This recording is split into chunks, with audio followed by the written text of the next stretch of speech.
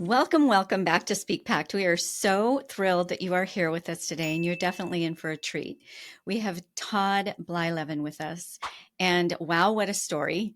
And also, even more importantly than some of his major kind of milestone stories, but also the structure behind his life as a whole. It's a very interesting journey how he took those pieces and has created a massive following and a pretty nice blooming and growing speaking career for himself. So welcome to the stage, Todd. So glad to have you.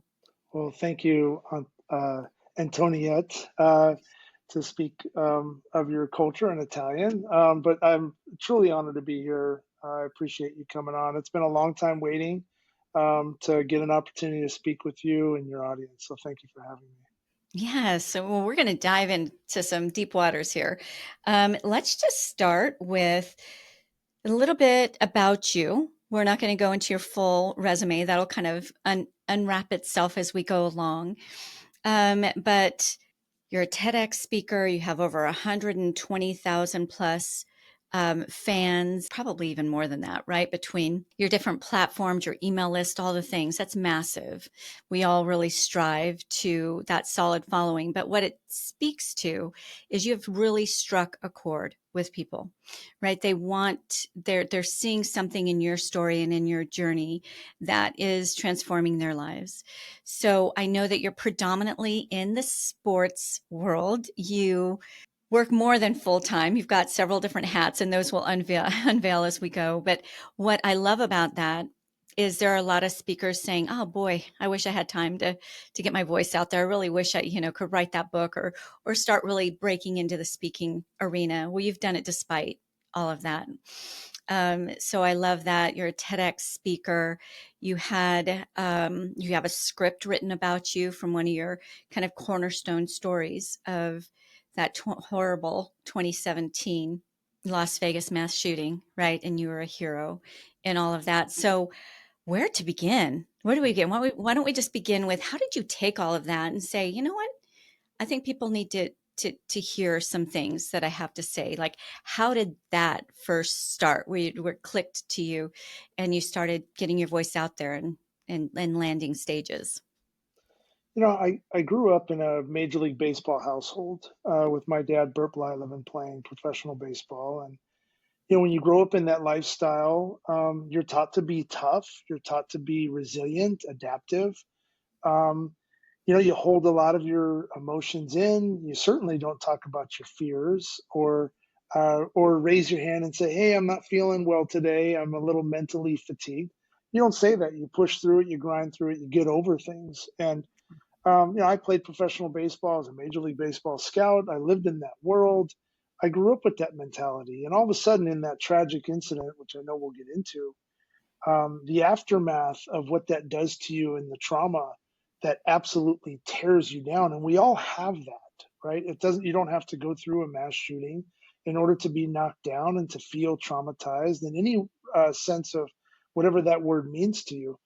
But what I realized was, as I was giving all of these interviews on a global level and being interviewed by all these, international markets, that it dawned on me through one podcast. There was the first responder organization out of Fairfield County, Connecticut, and they wanted to focus more on the aftermath.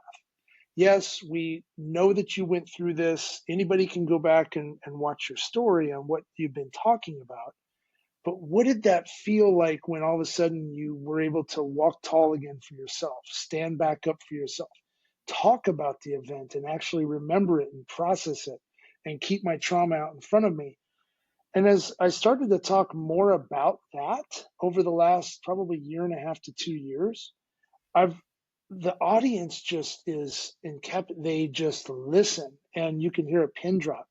So in some of the speeches that I've given, the more I focus on the uprise, the talking about how to become resilient and be vulnerable and empathetic and what a traumatic event does to you in terms of, yes, there's horrible bad things that happen, but on the bright side, as you start to learn more about yourself, there's these sensories that evolve that are updated, the chance to love more, the chance to give back more, the chance to be able to share your story and provide a potential survival guide for somebody. And that's where I've really been focusing more of my attention. I've really been trying to build more models around how my immediate traumatizing experience can grab your attention, and now I have your heart. What can I do with that? And how can I instill that love and resilience factor and hopefully give you a pathway to be able to walk out of there and say, I'm relatable to that person. I experienced something in the aftermath that's relatable. And now you've literally just given me an opportunity to walk tall for myself. And that's my whole goal. And that's where it's shifted. So I hope that gives you an idea on when I got really excited over the last year and a half to really start speaking and get out, because I feel like it's something that I've been pulled to talk about and tell and share. I'm a very faith based person, and I feel, yeah, more people need to hear it. So Well, you definitely have a gift of connecting with the audience. I do want to thank go you. more into that as we go, but there's a few kind of keywords that you were just sharing that I want to just highlight because I'm hearing it. Not only am I hearing it a lot, we're seeing as because I am a speaker agent, I have a speaker agency. So as these organizations are inquiring about speakers, there are a few really key words, and you said three of the top ones: resilience, empathy, and vulnerability. Three words that are very important, especially post pandemic, right?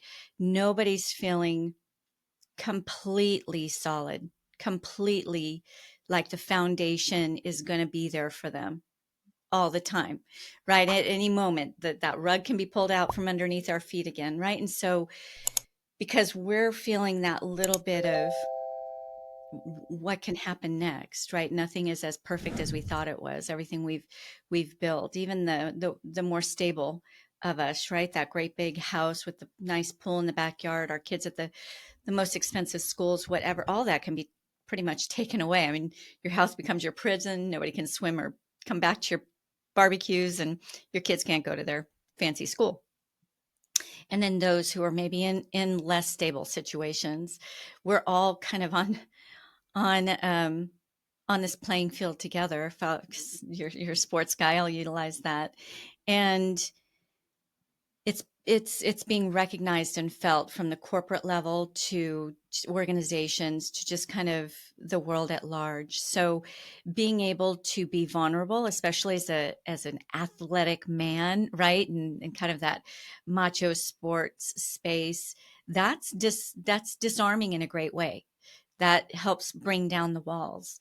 Um, to show your resilience, and we'll dive into your story in a bit, but um, you speak from a place of empowerment, not victimhood, while you were traumatized. I mean, you can't go through what you went through without there being some residual of that. But we speak from our scars versus our open wounds when we get up in front of people and want to really utilize that experience that we lived through in a powerful, positive way, not to not to toot our horns or to have anybody feel sorry for us, but to really utilize that experience. You're a faith based man, right? Things happen for reasons. What was the reason? What's the good that came from such a tragic situation? Well, you do that through showing your resilience and your empathy. Obviously, you put other lives before your own during that pretty incredible time. So, those three key pieces, if people can just dial into that, you alluded to, we've all gone through something, right? We've all Yeah. had things in our lives that in a perfect world we would have written the script differently, right? But we lived through that. So how can those then help us help others? And you've really dialed into that. What came first? Was it the TEDx talk because of this experience that came first? Or did you start getting invited to stages? Did you do the outreach to get on to different platforms and in front of microphones? Like, how did it all begin for you? It really began immediately during the event, towards the last hour of what happened in Las Vegas, and we can get into that when you're ready. But Yeah. it was an interview, and it started with interviews. It started with then TV cameras coming out to my house. I've always been around media. I grew up in a professional household. I played professional baseball. I was a major league.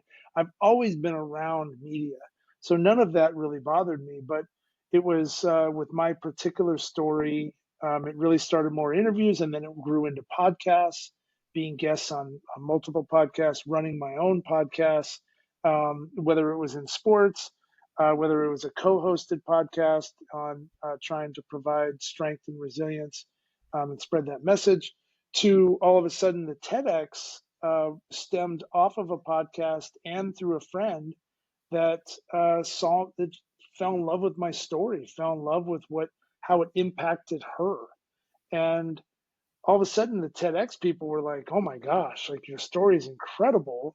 And to be honest, if I look back on my TEDx story now, and it was very focused on pretty much one moment of 13 seconds in that 8 hour odyssey. However, I look back on it now and I wish I would have spent less time talking about the 13 seconds and more time talking about what I really love to talk about now. And what we just spoke of is the resilience piece, the empowerment. Yes, I'm a victim, I'm a survivor of a mass shooting. I saw horrible, horrible things, but I'm empowered. I am stronger than anything that you could ever imagine. I'm stronger than a rock. I'm stronger than steel.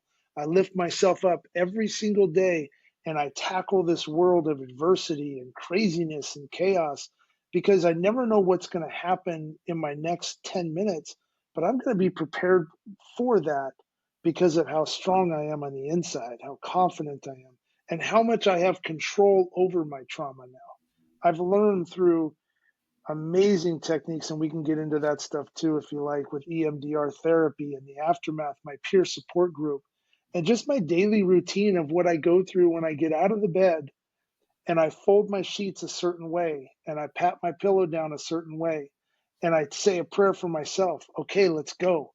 Be passionate today. Be kind. Pray for more love in this world, and let's go.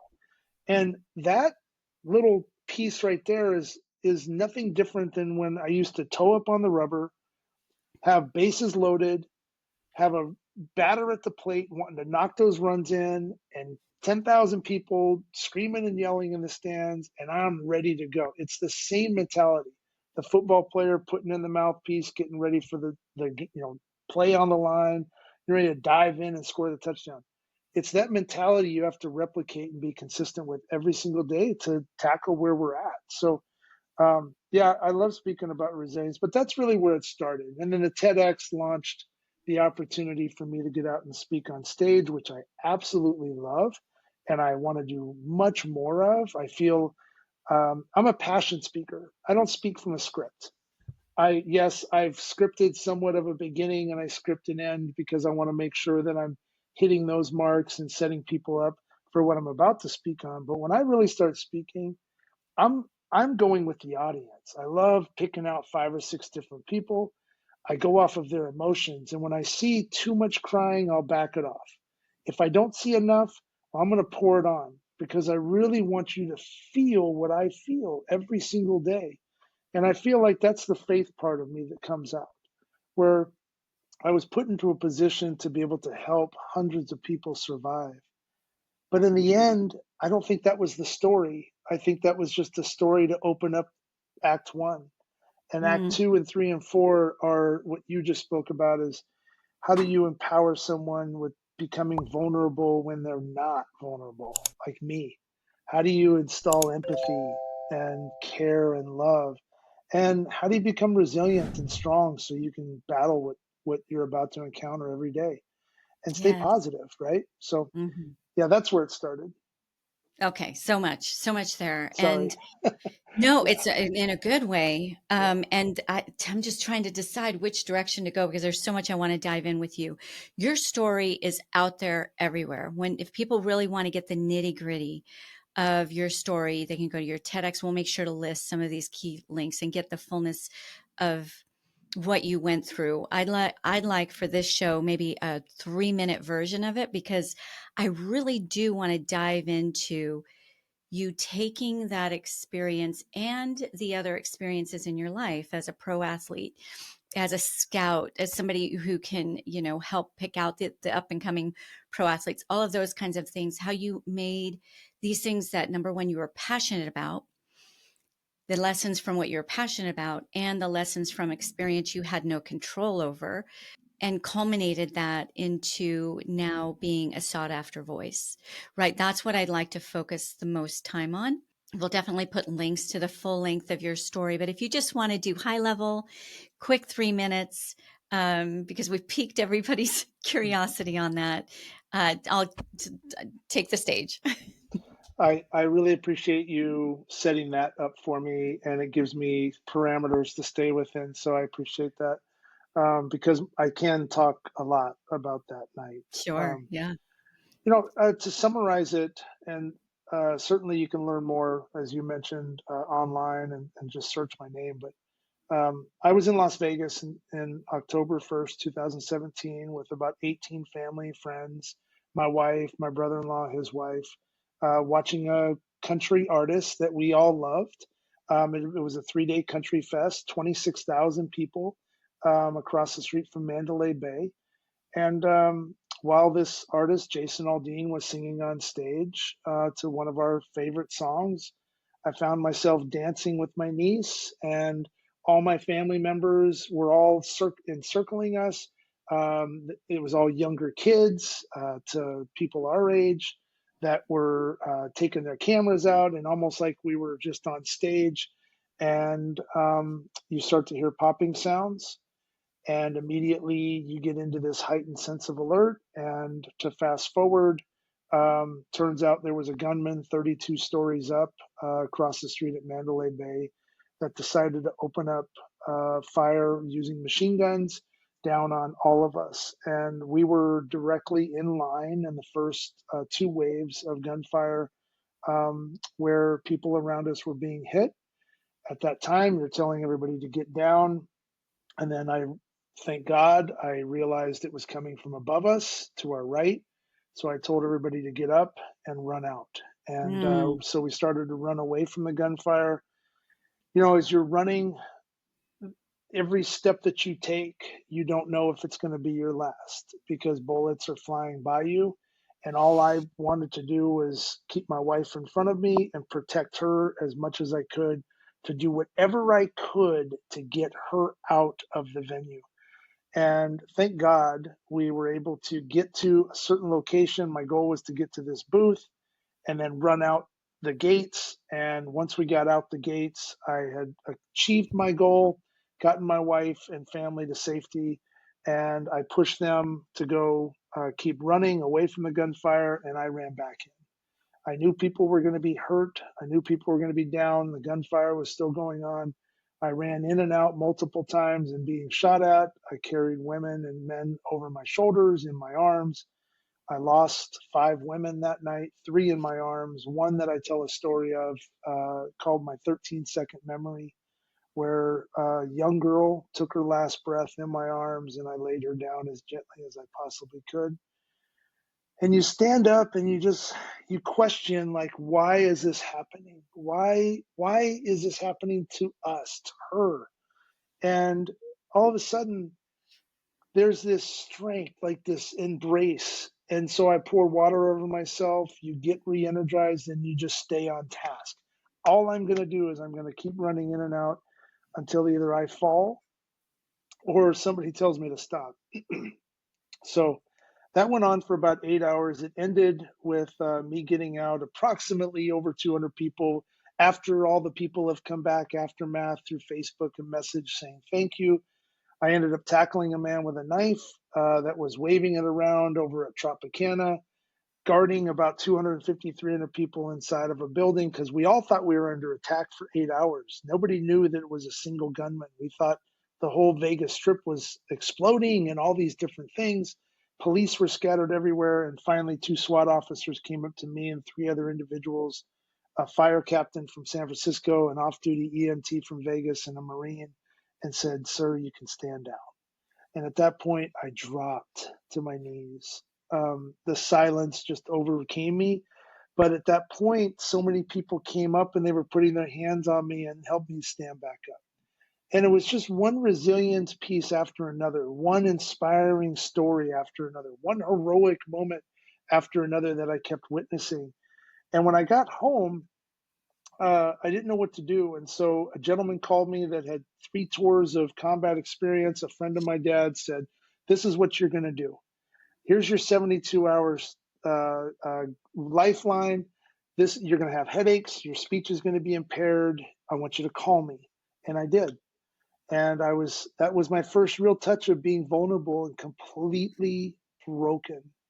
And I embraced it. And it was one friend after another, mostly first responders that have been through a relatable post experience like that. But all of them kept saying, even combat vets have not been what you went through. You didn't go in with a gun in your hand.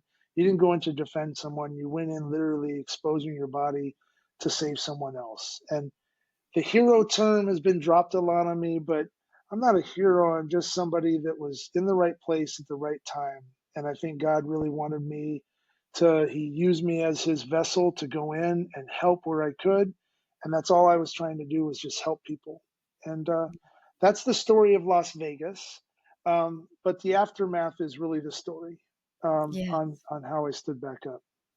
Well, okay, wow, right? It'd be easy to want to camp right here for the duration of our time together because there's so many questions and where did you find the strength and were you even thinking or was it just automatic, right? All of those I would just love to sit with you for 3 hours, right? But we're going to take that incredibly traumatic experience. I mean, a young girl in your arms, like, oh my goodness, right? There's so many. So we definitely camp out right here. We're going to take that and talk about the depth of that emotion, right? You had me in tears. How you alluded to this a little bit ago. How do you take a story that is highly emotional and take people to that emotional space, but also bring them back up so that they don't get lost down there and lose the overriding message of resilience, vulnerability, empathy, healing. I'd love to get into the EDMR that you dove into so that you could be the man that you are today, that man of faith who's still highly productive.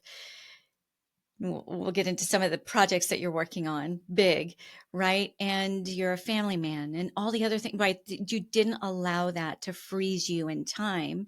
You were able to get past that. So let's talk a little bit about how do you relive that story over and over in your talks and not get drug down by the emotion of it and not allow your audience to kind of camp out there so that they don't get to hear the bigger message. Yeah, it's something that when you experience any form of trauma, you think about it every day. There might be a trigger that pops up that reminds you of something that you went through that's horrible back in your past. With me, I think about it every day, probably multiple times in the day. I lose sleep at night. I still have my nightmares.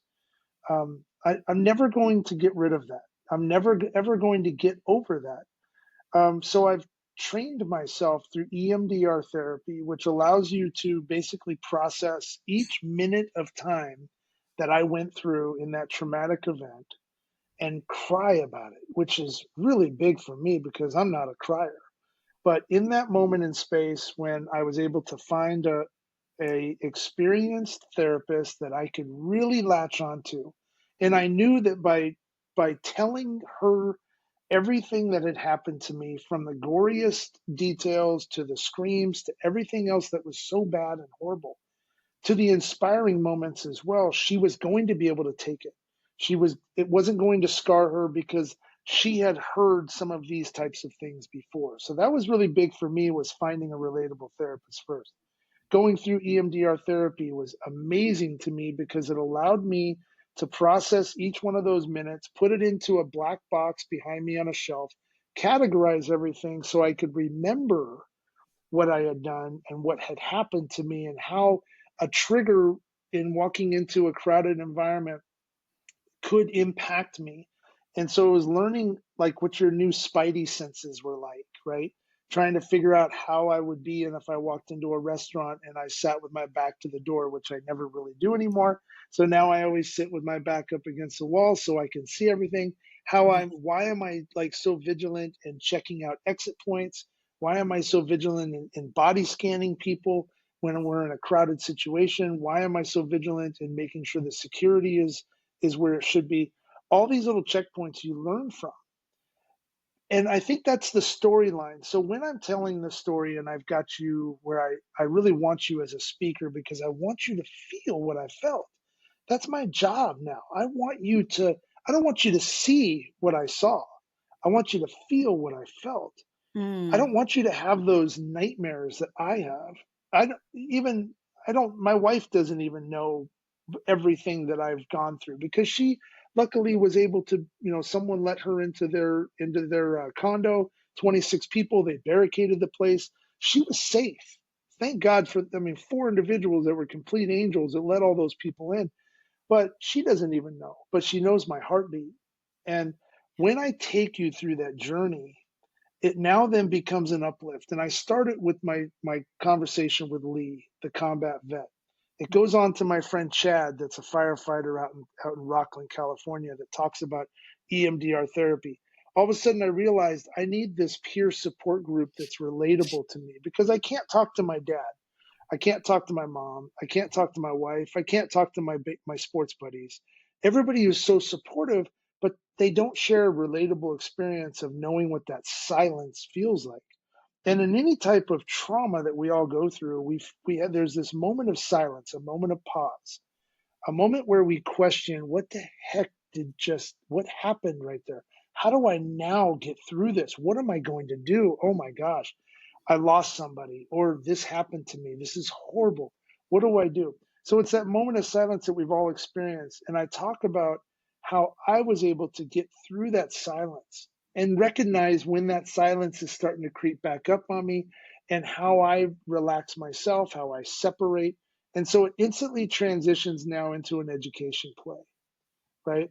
And then it's relatable to so many different people. And in my conversations, I've had Navy SEALs pull me aside and say, hey, what you just spoke about in the aftermath of your silence, I've been going through that for 20 years with a combat vet or a combat situation where one of my buddies almost died and I just don't even know what to do. And I said, have you called him? Have you talked to him? Have you been vulnerable? Because I'm a big tough guy. Nobody's ever going to tell me that I'm not strong. Nobody's ever going to tell me that I'm not tough. I've done tough things before Vegas happened. I've helped people pull them out of cars, pulled a man out of a burning truck. I'm not afraid to go into the battle or the heat of everything and put my life on the line.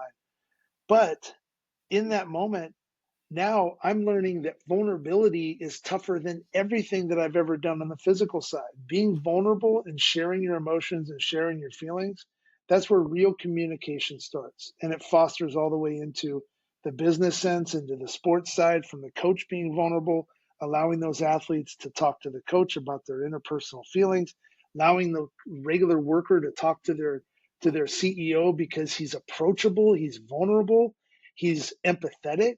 That's how innovation is fostered. And I've just through my corporate career kind of put all that together and I thought, this is what we should really be talking about. This is where we're hitting blocks in our society.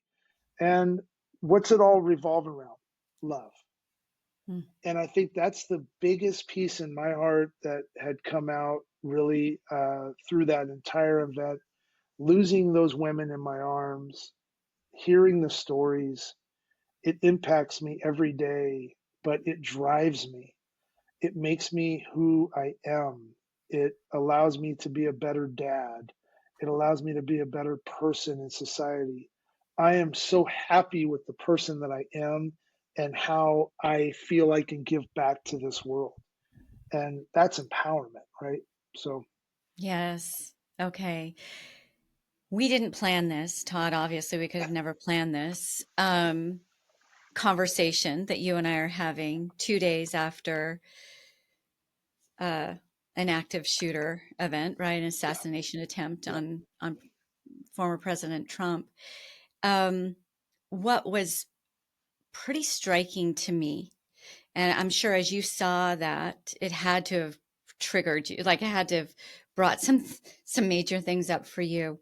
Yeah. What I found pretty stunning was people were not running and scrambling and harming each other to get out of harm's way, even right there behind the former president. They stood their ground, right? It was just like, why aren't you guys running? Like, you don't know if there's more than one shooter or if he's, you know, under control or not, but they stood their ground. And I'm certain that you couldn't have predicted your reaction in that situation. I mean, how could you?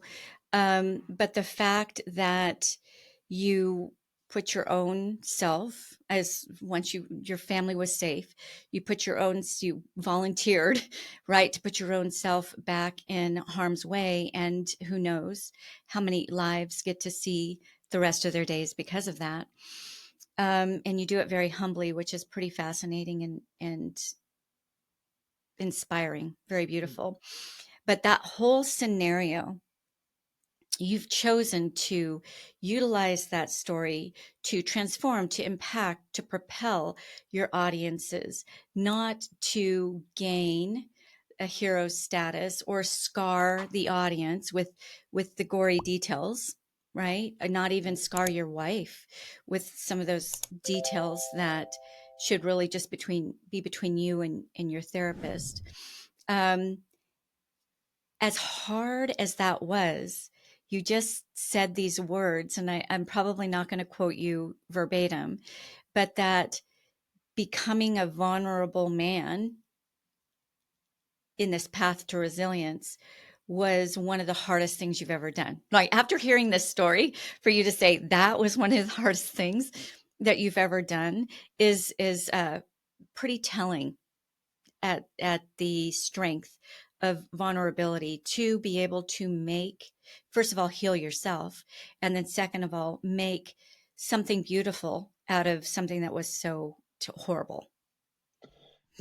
You touched on so much, and I really appreciate your kind words. It's a feeling inside of me that it's working.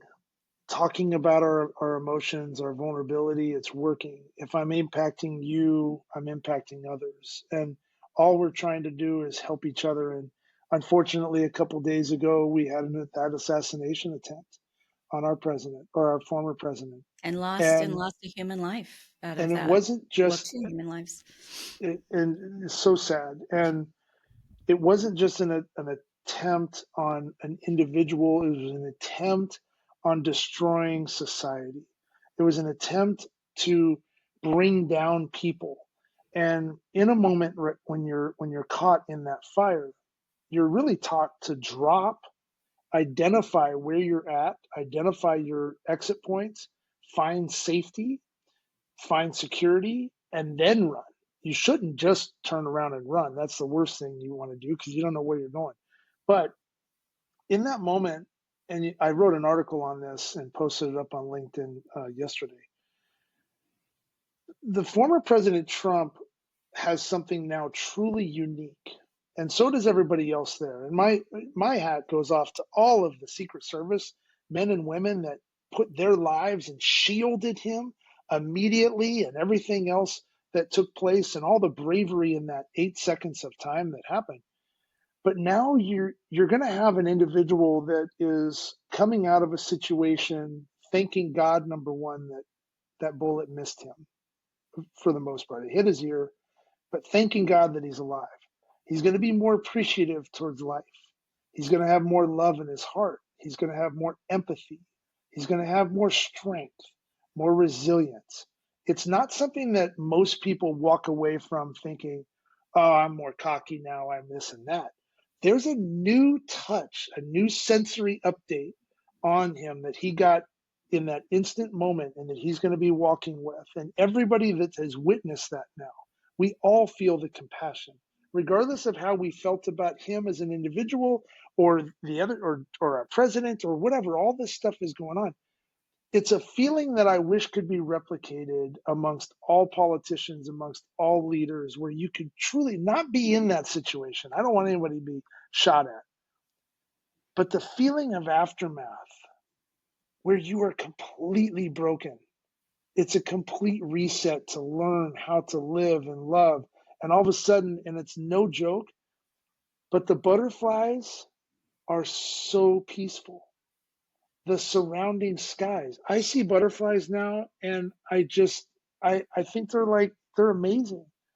I it just the way it touches you, the way it touches your heart, the compassion that you have for others. You hold doors open for people because you know what life and death and how quickly it can be taken. And unfortunately, we've had family members that we've lost, whether it was tragically or hopefully peacefully in the end in the middle of the night. But to have something so horrific happen and evil strike down, the greater of mankind is stepping up now. The resilience, the empowerment. So I'm excited to see what happens here as our nation comes together. And I'm already hearing that a lot of the bad stuff that they were campaigning against each other are now starting to get removed. Hopefully Yeah. that continues and it becomes something, and we don't need to get into politics, but this is what happens when you step out of a tragic event like this. And it happened to me. And so um, I think I use this coin phrase a lot, love wins. Um, Yes. You've love said that a wins. couple of times. Let's incite love. Let's incite peace. Let's Yeah. incite appreciation for even the smallest things around us, that butterfly flying by, right? And stop focusing so much on getting our way, our perfect candidate, our things that we want, right? I think at the end of the day, humans are human. They want what's best for the world. I really believe the average human wants what's best. We just have different approaches to get there. Why hate each other over it? Let's replace the hate button with the love button. And I love that you've brought that up. That has to be at the foundation of everything. And from there we can get things done, right? You may have a path I don't agree with to get to some of the ultimate goals of bettering society. But at the end of the day, we're both human and we both want what's best for people, right? We just have different roads there. So let's talk about that in an open go give way without all of the inciting of the hate talk and all sides are guilty of it, Mm. right? Hopefully as a globe, having witnessed what we all witnessed, definitely as North Americans. And I have been like you, I have been starting to see where people are like, what, snap out of it, right? What have we been doing? Let's just, let's just talk about some solutions. Let's talk about some common ground. Well, I think when what we're talking about today is trying to find that resilience, how to become more vulnerable, more empathetic. I think when you talk about drama and how our society is just filled with it, when you when you when you talk about drama to a first responder, when you talk about drama to a military combat vet, when you talk about drama to somebody that's experienced a traumatic event, drama to them is this big. If it gets to be this big, they're not going to deal with it because life itself means so much more and they've seen so much worse. So it's not worth their time. And that's the biggest part is how do you prioritize the time that you spend worrying about things that are really out of your control? Control your own environment, control who you are, have peace with your faith if you're faithful, have peace with your inner being if that's what you want to do, but have peace with yourself first. Enjoy who you are as a human being. Make those modifications day by day if you're unhappy with yourself. Make sure that you're using your voice to speak your mind and be strong about that and convicted with what you're trying to say. And if we can get to that point where we have inner peace, you're going to have a lot more people walking around with a smile on their face. And then we're kind to each other. And if you're feeling like I'm down or I'm out, then just go be extra kind to someone else because it lifts you up. It lifts your spirit up, right? But the drama part in our society has just gotten to be so crazy. And it starts with our TV coverage and everything else. But in the end, we as human beings can control that in our own communities, in our own houses. And when we put our heads down at night, yes, we're all worrying about the same thing, whether you're wearing red or blue or black or green. We're all Yes. worried about the same things. How am I going to be better tomorrow? How am I going to take care of my family? How am I going to take care of my loved ones sitting next to me or myself? And so, if you're struggling with that, you have to be strong enough to know that you've gone through hard times. I'm going to check my tough box off. I'm going to stand up. I'm going to make that phone call. I'm going to call someone that has a relatable feeling, maybe a friend of mine that's gone through something. I'm going to call them and talk to them. And you know what's going to happen? That friend's going to feel privileged. That friend's going to feel empowered, like, oh my gosh, Antoniette, you're calling me. And we're talking about a relatable experience that you had, and you're my guide now. You're making me the hero that I aspire to be. So we have to be there for each other, but you got to be able to make that phone call too, right? So yeah, it's Yes. just all about love. It's all about love, and, All about love. we're gonna go a little bit long with our interview. I hope you're okay with that. Sorry, We'll go a little. No, it's fine. I believe this is important, especially the timing of our coming together. I'm also a woman of faith, and I believe that there's nothing is by accident, right? It wasn't by accident that you were where you were. You said you were at the right place at, at the right time. Many would say, no, you were in the wrong place at the right time, right? But in your heart and your spirit, it just came out that you were at the right place at the right time, so you could be utilized. And I think that's so telling about your character Thank you. and beyond your character about the great orchestration, right, of it all. So you really come to a place where you're taking your experiences, your life experiences, your professional experiences, and you're packaging it in a way that inspires others because you found a deeper peace throughout it all, that resilience and empathy and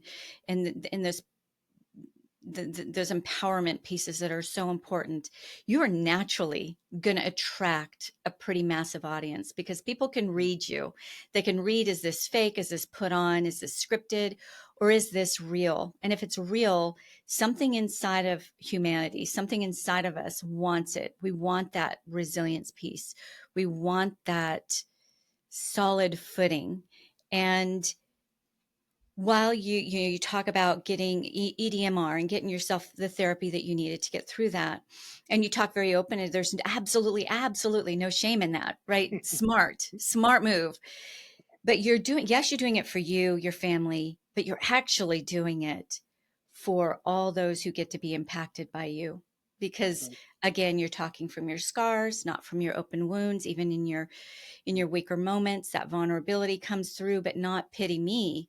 It's let's utilize this. Let me be a stronger individual so that we can be a stronger community, so we can be a Mm, stronger country, so we can be a mm, stronger world. mm, And I just absolutely love mm. that you have taken that to the next level. We You want something done, ask a busy person. I said that to you before we started rolling. Tell us a little bit about some of the other projects that you're involved in. One is directly related to your story, write a screenplay, but all these other pieces, how can an emerging voice, an emerging speaker start getting their voice out there despite the kind of schedule that you have? Yeah. So thank you for that.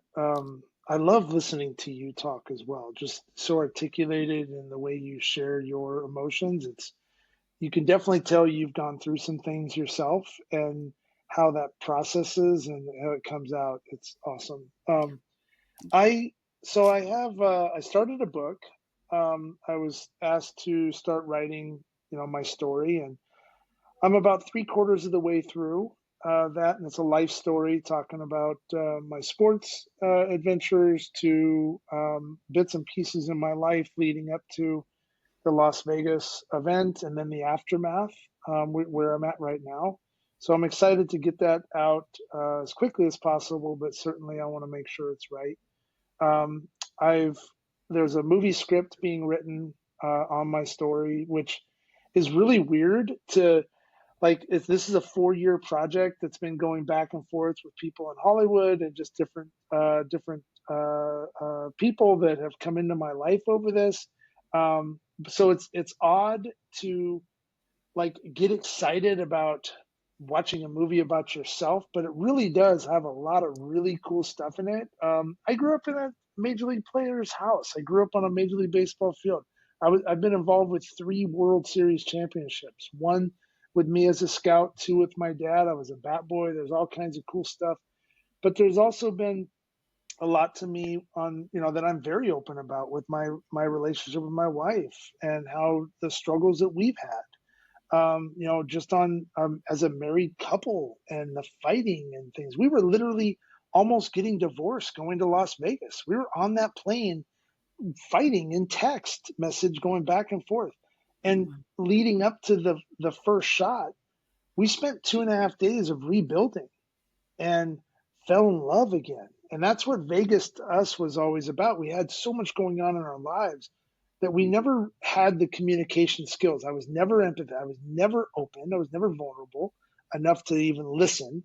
And then all of a sudden now I come out and I've got 1% battery life left walking to find her, right?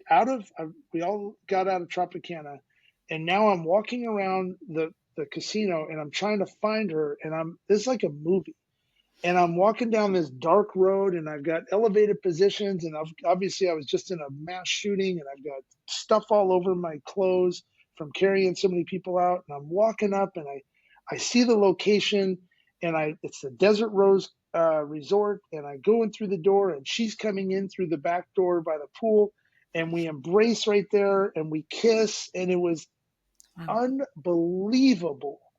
The touch of her lips was just took everything away that had just happened to me, Wow. and I will never ever forget that. And so it's amazing how if you allow your emotions to play a part in the decision making process, I'm talking about your love, right? Yeah. Let the beast out. So the movie part I think has a chance to really, it's faith based. My book has faith in it. And it's not shoving it down your throat, but it's certainly telling you who I am as an individual. I feel that I am bonded by God. I feel I've got Jesus and all the angels above hovering over me all the time. And it's, it's just a feeling. I feel empowered by it and it makes me happy. And you know what? If that doesn't make you happy, then find something to replicate my inner happiness and live a happy life because that's what I'm doing. So I've got a podcast that I'm really excited about. I'm sharing stories like you, stories of strength and resilience, and people with compelling stories that want to be vulnerable and share that, which provides survival guides for others. So I've got a website that has my speaker platform on it. MLB Network and MLB.com, Major League Baseball, they did an incredible story on me a couple of years ago through Anthony Castrovent's. It's a it's a article that will make your eyes water up, make you think about life. They did a great job there, so I've got a lot of that in my TEDx talk, all of Fabulous. that. Okay, so why don't you Yeah. tell us, because I know by this time people want more, right? So Okay. tell us about how to get your TEDx talk, how to find Yeah. you. We've also got a good part of our listenership are speaker bookers, right? And so how does somebody reach out to you and connect? And do you have something for the average person who might be going through something, or is it mainly your talks? Where can they find out more about you and your podcast? Let us know about that as well. Yeah. So everything is on toddblyleven.com. And it's toddblyleven.com. That's my website. I've got my speaker page on there. I've got my pro page. I got my photos. I've got that's where I host my podcast from. So you can get into. I'm on Apple and Spotify, YouTube, all the different podcast channels. I've got a little piece on my book and what that's going to be about. So I've got the intro, And then I also have, if you join my website for free, you get access to a 12-page survival guide on how to walk tall. And it's got Mm, some really cool, it's a 3-point process on no matter what you're doing, no matter who you are in your life, no matter where you're at. It's got 3 really cool stories that I think are relatable to everybody. And it talks about resilience, it talks about empowerment, it talks about being more vulnerable. And you can download that. It's a really easy read, but it's just my way to be able to put stuff on. I also write poetry. I'm a huge poet. wow. I learned that through my therapy.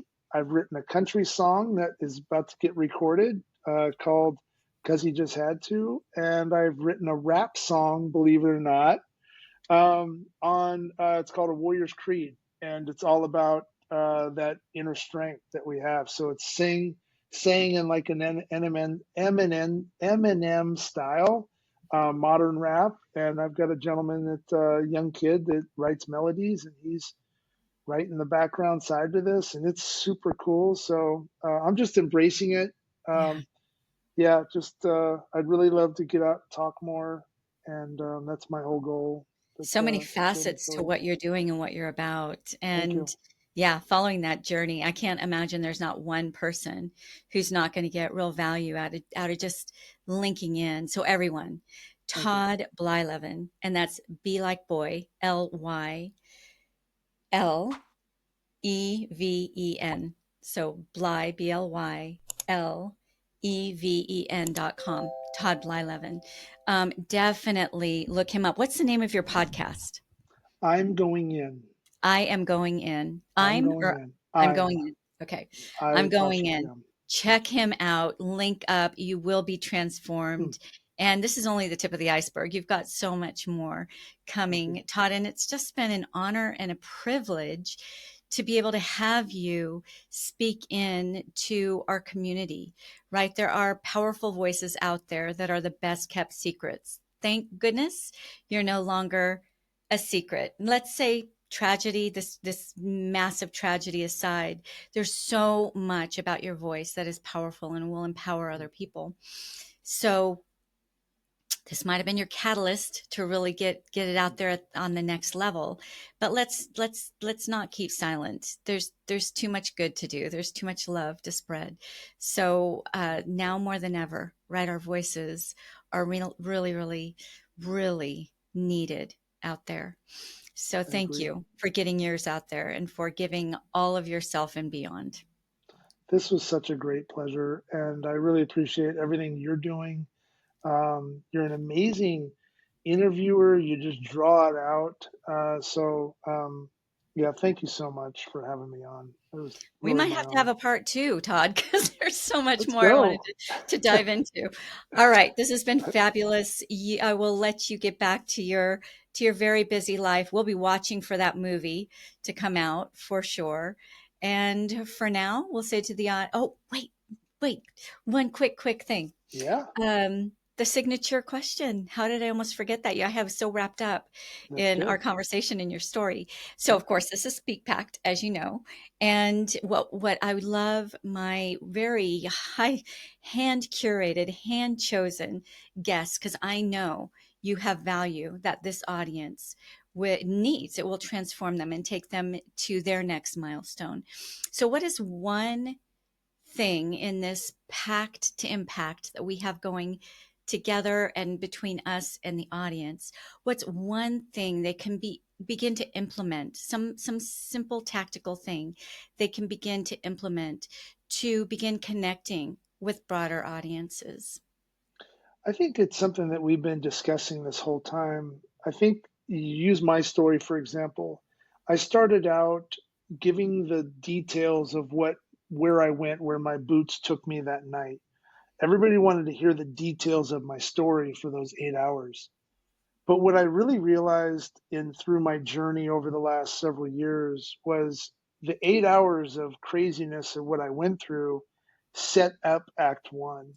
And it's really the final acts that make the true impact and lasting impact. So my recommendation would be understand the story that you're going to open eyes with, but then really hone in on the persona and the feelings that you're really wanting to express. What are you going to leave that audience with? What's the purpose of why you're wanting to either get into speaking or writing or doing something that's going to impact someone else? What are the three major trigger points that you're going to accomplish? So what are those solutions? And for me, like I mentioned and you mentioned, it's the resilience piece, it's the being vulnerable, it's the empathy, it's the love, it's the character. I've got so many, all these different things that I love to try to touch on, but that's got to come from the heart and the soul. So it's not about you, it's about how your story can impact somebody else. You are the guide, make someone else the hero. Mm, And coming from someone that people call me hero all the time, I don't want to be the hero. I want to be the guide. I think the Han Solo part is much cooler than Luke Skywalker. I'm just saying, but he's the guide. So yeah, that would probably be my biggest piece of advice: is really try to hone in on the impact that you're going to make. No pun intended, but it's the way it is, right? So brilliant, um, brilliant way to yeah, wrap our whole yeah, conversation up. You are the guide, make your audience the hero, right? It's not about Todd Blyleven and all the real, truly amazing things that you did that day and beyond the scope of your life. It's not about touting that, right? It's right, about making your audience the hero in their own lives and helping them get to the next milestone in their that's right. journey. So fabulous way to wrap. Mm. Thank you. Thank you, Todd. Thank you, ma'am. I appreciate you having me on. And for our incredible Speak Pact audience, ciao, ciao for now.